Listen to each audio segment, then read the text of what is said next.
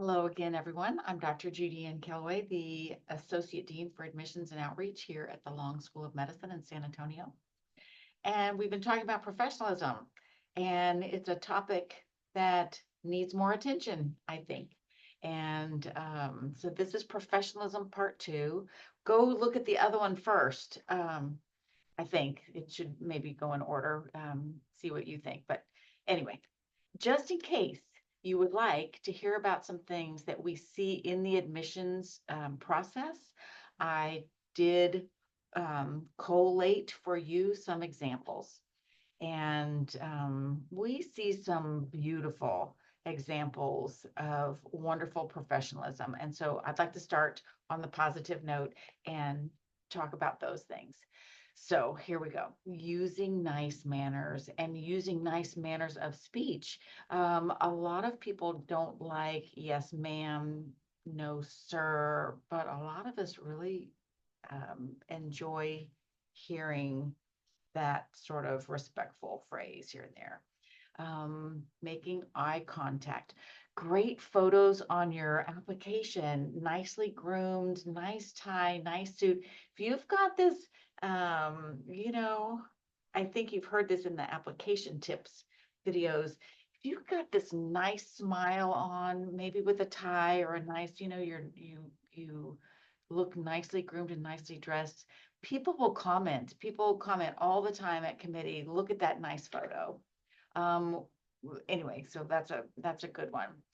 I think sometimes making a mistake and telling us about it is something that is a good thing. Owning up. Remember, we talked about in the last video, owning up to your errors and telling us about it. So sometimes in the process, you've made an error in the application, or you worry about an error in some other part of the process, but telling us about it um, is a good thing. That's very professional. It's very mature. Being deferential when asking for something from the office. So often this is joined with you made a mistake, maybe an error, and signed up for the wrong interview date, or signed up for the wrong luncheon date, or something like that. Um, it's very nice to read a very nice email when someone realizes that they're having our team go through some extra steps to fix that for you, and not just expect us to automatically do it, which I guess we would, fix things. But it's very nice to show gratitude. Showing gratitude, very important. So a remorseful and mature um, attitude about things, taking responsibility when you do have to report a violation. I think there's more about this on those videos about making a strong application. So, having your video on is a professional way to approach a meeting. On interview days, I think you're automatically going to do that, but I want to commend a group. I do a lot of application types, and talking about long school medicine, I do a lot of Zoom presentations for people. Zoom ethics is another, or Zoom etiquette rather, is something that we probably should delve into. But I talk to lots and lots and lots and lots of pre-med groups, and I am always so disappointed when nobody in the group has their video on. We're human, and we're trying to make this human connection over this Zoom space. And it's hard sometimes, and we feed off of each other. And I have talked to some pre-med groups out there where all the videos are off. I said I was going to be positive. So I love it when people are, and I understand if you're in a place where you can't have your video on, and there are professional or ethical reasons for that. But I love it when I see people's videos on. And I will move smiley faces around on my Zoom screen so that I can be talking to people who are engaged and smiling on Zoom. There was one pre-med group, large group. It was more than 20 people. So it wasn't a huge it wasn't a huge group, but very large group for what I'm talking about here. Every single person had their video on. Every single person was engaged in the conversation. I really felt um, like my time that I was spending with them was very um, valued by the people there. And I told the people in that group to let me know when their application was in, um, or maybe at the point of being invited for an interview, because I was so impressed with all of them as a group. So maybe that's something you could think about too. Anyway, if you belong to an organization and do that kind of thing, I think that it certainly did make a big impression for me. So anyway, let's talk about some things. I told you in the first video, you do not want to be the topic of conversation when we're talking about professionalism. Usually we're talking about breaches of professionalism that we've seen. So now if you want some examples, here goes. I know that you are representing yourself very well as an extreme professional, that, a person whose professional identity is well formed for your stage in this journey. But I guess maybe you want to know some things that were breaches. So I don't really like to take a negative approach to things, but I gave you some of the positive things. This is a bit negative, but some may be subtle or new to you. So I think that that's the reason to tell you about them. I'm going to break these down under the topics that we talked about in the first video. So ethics, okay? So it doesn't happen very often, but sometimes we can see evidence of lying, mistruths in the application, the timing or something like that. That is, if our committee members are trying to figure out which item was the correct thing, you don't want people wondering, is this the truth or is that the truth? Because we're just going to say, okay, there's a problem here. Cheating is sometimes reported in the violations. Cheating is a big topic that would be interesting to talk about if we do a professionalism part 3 and get your input and take on this topic, I think. So we know, don't we all know, that cheating happens? I think it's pretty prevalent on college campuses everywhere. It is absolutely, in medical school, a deal breaker. So if you have and not needed for some reason to report it in the application, I would start to look at yourself as a more ethical, a person of higher integrity than that. Okay. And be the one who makes the change, be the one who influences people around you not to cheat, not to accept that as part of just something that happens in colleges and universities. I think that mass mores happens. We settle for things that become very common, and I think that that's a shame. I think we see it in many different contexts, and why don't you be the one to stop it? Okay. Research misconduct is sometimes reported, and as you know from the other application tip videos, you should be truthful, remorseful. You should learn a lesson from these breaches that you have had, so that we see your growth in that area. It's not necessarily a deal breaker on an application, things like this. Plagiarism is another sort of cheating, appropriating some other work, using unauthorized resources in online or classroom settings, knowing those expectations. We talked about expectations and professionalism, that first part. It's so important to know what is expected of you. And if you're coming up on a quiz or an exam, know what is appropriate for use on those exams and quizzes and things, so you don't blunder there. Signing in or saying you were actually in an activity, but you didn't actually do it, or you showed up for just a moment signing in, but didn't really stay. Remember, we talked a little bit about what does your signature mean in the first video. It means a lot, and it means, when you're signing up for something, it means you were there for that activity and accomplished it. So don't demean that part of you, that signature, because it means a lot. Violating school policies is another area that we sometimes see. So know what they are. Know what they are. I think in orientation sessions, people tell you what the rules and regulations and policies are on a campus. And then haven't you forgotten all those like by week 2? So go back and look at what those policies are so that you don't have any missteps there.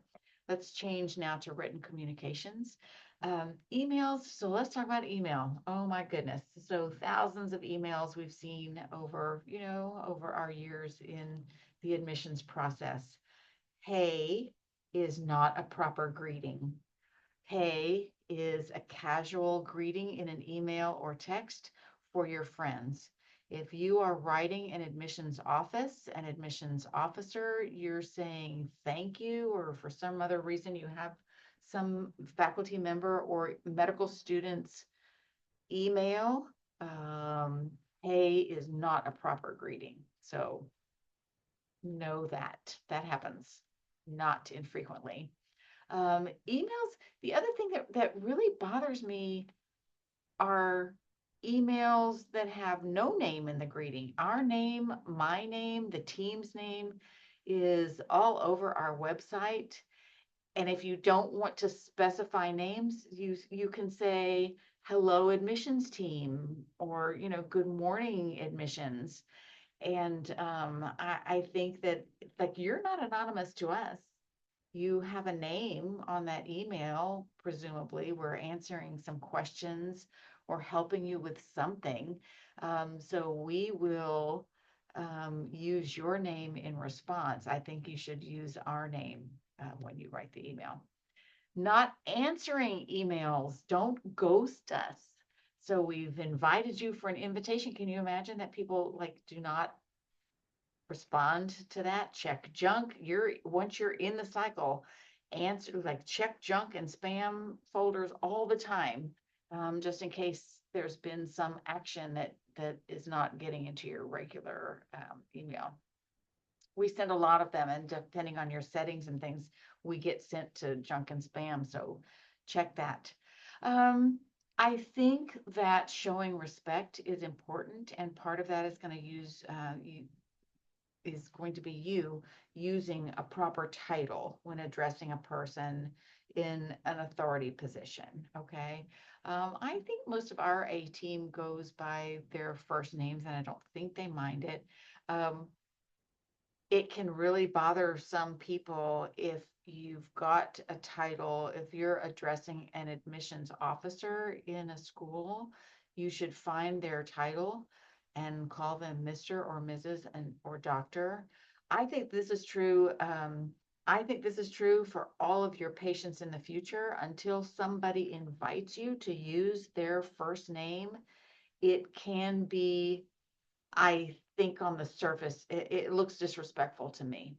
So I never use a first name unless it's somebody who's a kid, a young person. Then I think that's okay. So think about that. Okay. I'm so anxious to do part 3. I think we'll do a part 3 and invite you to partake in this conversation, because I'd love to hear your perspective on these things. Asking things of people in authority without an indication of that you understand that this is an extra step for us. We're doing things that are extra for you. Just like, please, sometimes not even a please. I need to reschedule my interview is not a proper way That's not a very professional way to ask us to do that. So how about please and thank you, and understanding that that it's an extra thing for us to do to you, which we're happy to do, but we're even happier when it's presented with some respect and gratitude.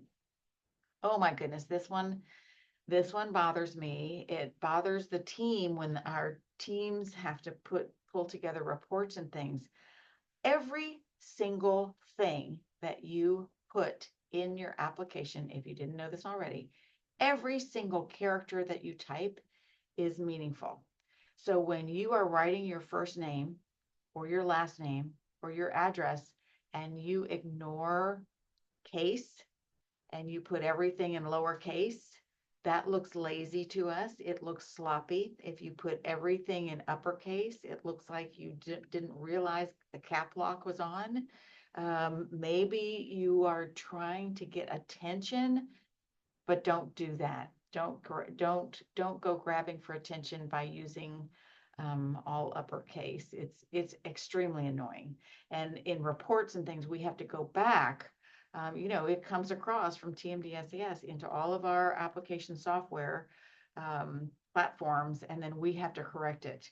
So don't do that. Using inappropriate abbreviations like you would do in text, BRB and IDK and all those things. Don't use those in emails. Okay, those are strictly for text.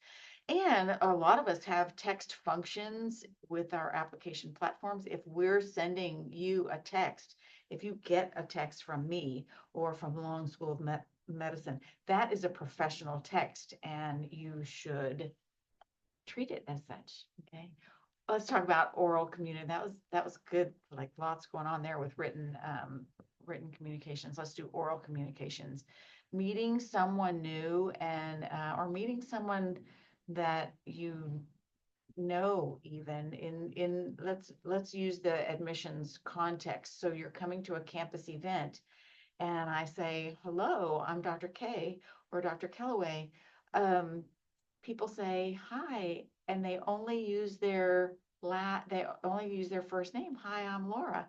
Then I would like to know, Laura who? Even if you have an unusual first name, like don't expect, like help me sort of connect with you. And the way you do that, the most professional thing that you can do is say, hello, I'm Laura Jones, and I have been to your club pre-med things, or like something, give us some context so we can better engage with you.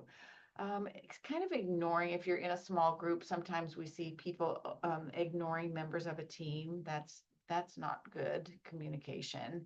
Talking too much, talking over people or interrupting people is not good. Pay attention to how you are. What is your oral communication if there's a group of people? Okay. And so this brings up one that I'm afraid is all too common in casual settings, and that's kind of like talking bad about people, talking trash. Why don't you start, if this could be you, why don't you start a new mm, a new goal, a new personal growth plan to only say good things? You know what your mom or your grandmom or your parent or other caregiver might have said, if you don't have anything nice, don't say anything at all. Maybe practice that. The use of a lot of slang in a professional setting is disturbing, and that gets reported in an interview setting. Remember, again, you know this from the interview presentations, that we lots of schools, I think, have medical students conducting some of the interviews, and an applicant can get a little relaxed in that setting. So okay, don't use slang, don't use a lot of fillers, and certainly no expletives, even if it's a very casual, friendly experience with the medical student. No expletives. Those will all show up in the report, so don't do that. Studies have shown that one of the top issues for patients is the way that doctors communicate, especially the listening part. Especially the listening part. Are you a good listener? So, in those group settings, do you listen? Boy, it doesn't take a doctor in a clinical setting, studies show, to interrupt patients like after, oh my gosh, it's terrible, after a few minutes. And I know you've got a busy clinic and people piling up out there in the waiting room. So you will find ways to respectfully move people along when the conversation needs to move along. But pay attention to that so that you know about that. Okay. Nonverbal communication. Oh my gosh, it takes 7 seconds, as you know from the interview presentation. It takes 7 seconds for us to make a judgment about people. So that's not even time to say, hello, my name is Judy and Kelley. Nice to meet you. Like, so we're looking at nonverbal cues, right? Sloppy clothes, inappropriate clothing. We have people who do show up for an interview in a t-shirt, um, and it's just inappropriate. It's just inappropriate. So keep that in mind. We do see it all the time. Be your best.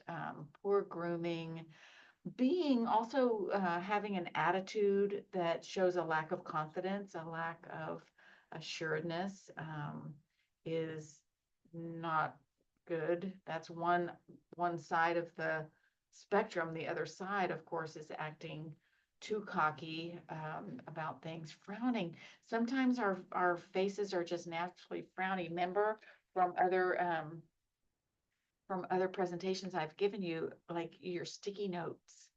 My sticky notes are sometimes my good friend during a Zoom meeting, and I will put reminders up there. I will put a big smiley face on a sticky note to remind me. I'll put it near my camera where I'm trying to make eye contact to remind me to smile every once in a while because I get serious about things or just look serious when doing presentations and things.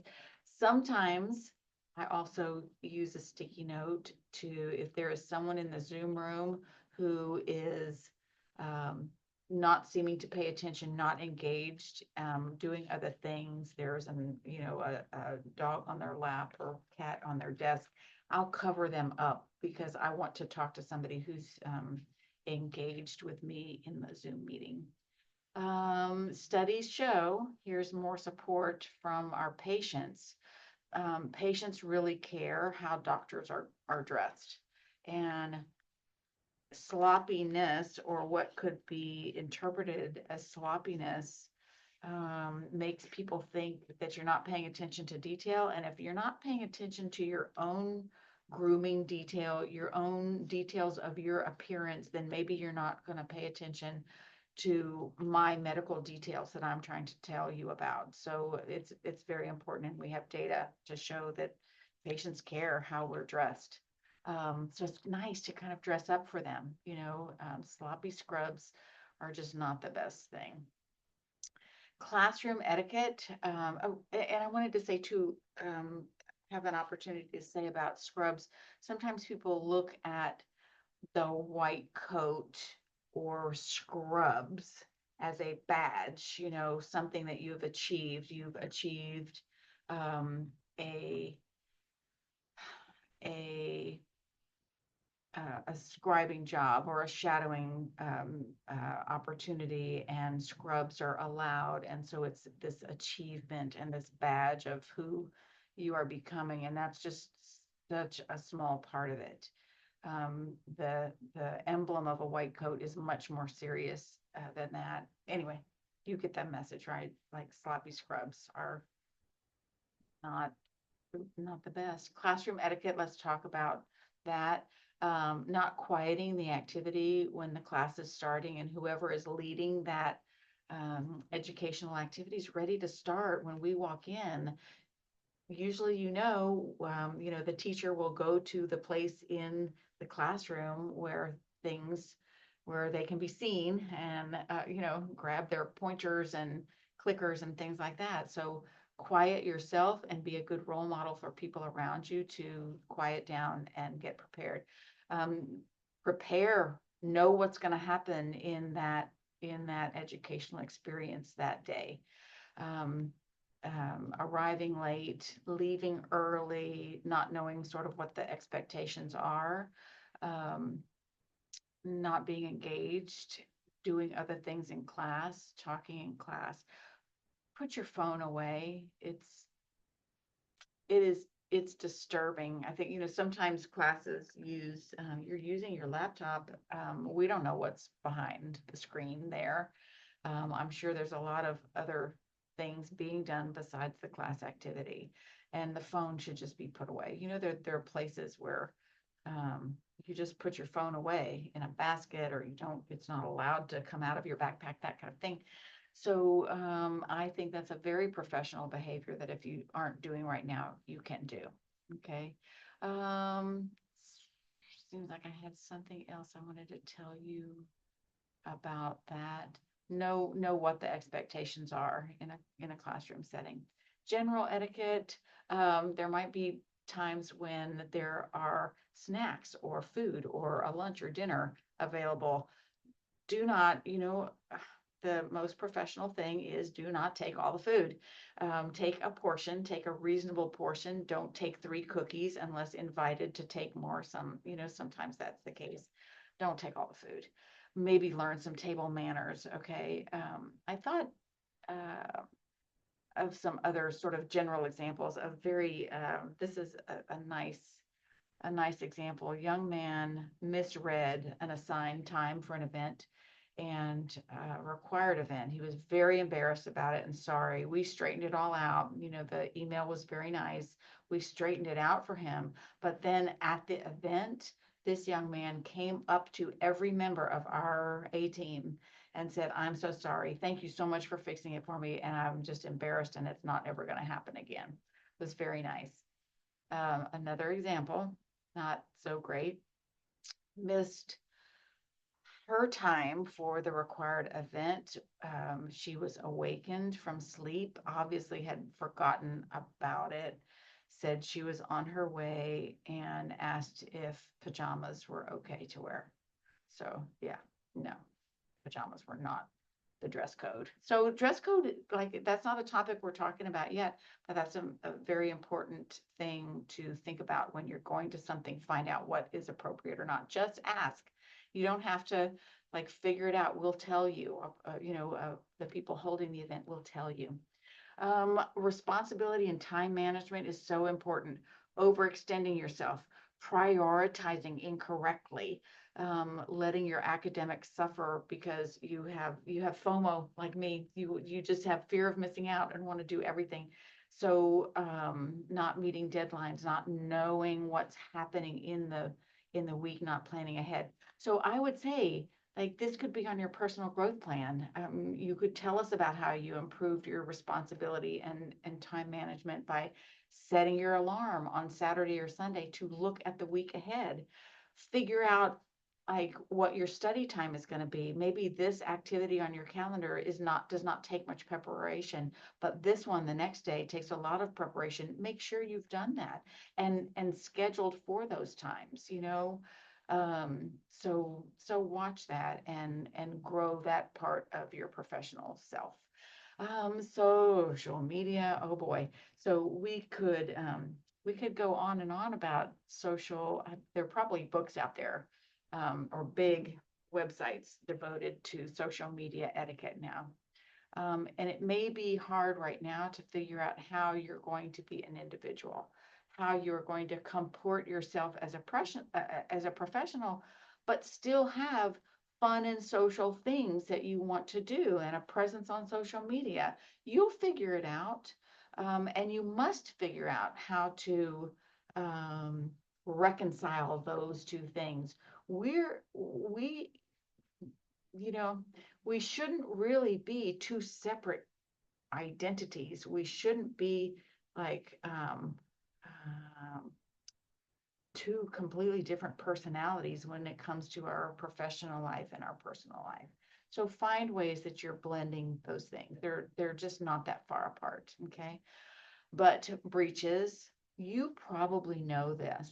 You probably know that posting a picture from a clinical setting that includes a patient, it could include, a smiling face of the team when everybody's given permission, I think is like one thing to post, but posting pictures of a patient um, is a deal breaker.